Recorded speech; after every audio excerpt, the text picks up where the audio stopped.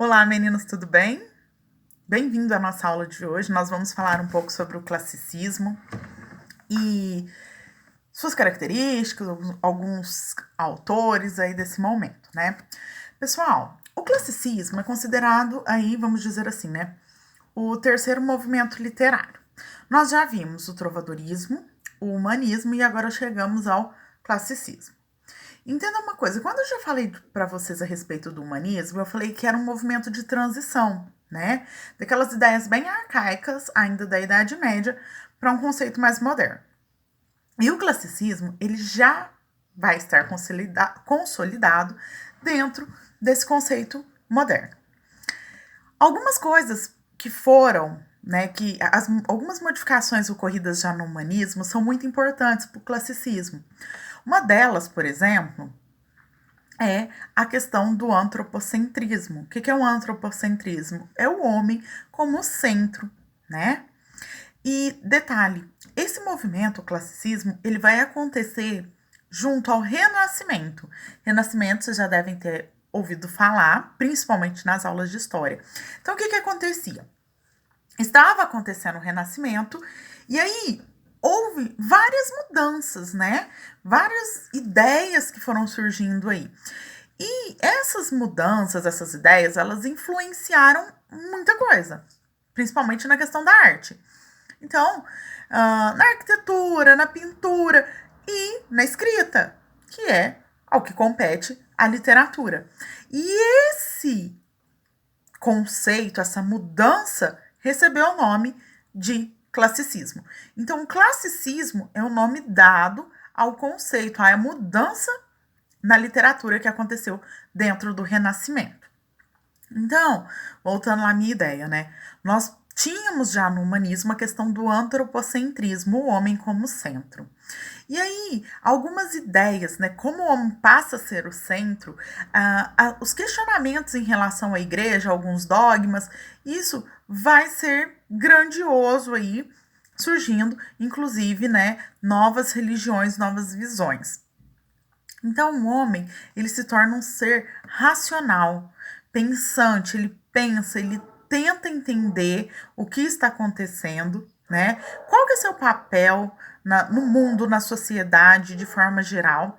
E essa racionalização do homem vai fazer com que ele dê mais ênfase aos sentimentos, né? E aos seus questionamentos.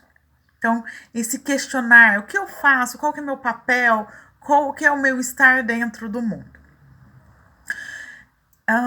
Dentro dessa visão aí, o que vai acontecer no Renascimento? O Renascimento vai trazer muitas ideias bem clássicas, como, por exemplo, a arte grega, a mitologia, elementos mitológicos. Então a gente vai caminhar, inclusive, para um lado aí, né, que vamos dizer assim, do paganismo, dessas visões divinas não cristãs. Com esse homem centro do mundo, vai ser muito presente nas obras o satisfazer do desejo humano, tá? O desejo da carne mesmo. Porque aí o que aconteceu? Houve uma ruptura com aquela ideia de que se existia aí aquele mundo depois da morte, algumas ideias assim. Então, as pessoas começaram a pensar mais no hoje, no momento, tá? Enfatizar o tempo. E vai surgir aí a questão de que por que se vive com essa tão grande intensidade de aproveitar o agora? Por causa da efemeridade do tempo, tá, pessoal? Que o tempo ele é efêmero, ele é passageiro, ele se finda. Surge-se aí, por conta dessa questão de satisfazer o desejo humano, né, o neoplatonismo. O neoplatonismo, dentro daquela concepção lá de platonismo, né, de amor platônico, de idealização, você imagina, você idealiza, a gente vai ter aí esse neoplatonismo, que é o platonismo tanto que vai envolver características do amor sensual quanto do amor idealizado. Então é uma ideia nova. Visto, por que isso acontece agora? Visto porque o homem é o mais importante, né? O homem, suas necessidades, seus sentimentos passam a ser mais importantes agora. Quanto à forma, há um extremo equilíbrio formal na poesia, será comum o uso de versos decassílabos, né? Antes a gente tinha lá as redondilhas menor e maior. O que era redondilha menor? Na divisão das sílabas poéticas, a menor é na quinta e a maior era na sétima. E aí há uma mudança dessa redondilha maior para os versos decassílabos. Então, de 7, né, passam a 10 sílabas poéticas aí. Eles começam, vamos dizer assim, a gostar mais dessa forma. Então, há muitas escritas, principalmente no decassílabo. Há uma grande personificação dos elementos no classicismo. Então, se personifica várias coisas. Personifica o amor, personifica o vento. Eles vão utilizar de alguns elementos dentro dessa personificação. Então, uma das figuras de linguagem que compõe o classicismo é a personificação. Além dessas, a gente vai ter o paradoxo e a antítese, que são muito comuns. Bem, pessoal, vamos falar um pouquinho de um escritor. Como vocês sabem, nós estamos trabalhando aí a questão da literatura na Europa dentro de um conceito Portugal. E em Portugal, quem foi o cara, né? Vamos dizer assim, Luís Vaz de Camões. Vocês já devem ter ouvido falar de Camões, até porque com certeza já ouviram falar de Os Lusíadas. Os Lusíadas é um texto épico do Camões. O Camões ele escreve tanto o dramático, o lírico e o épico. Dentro da lira, o Camões vai escrever muitos sonetos com versos decassílabos, tá, pessoal?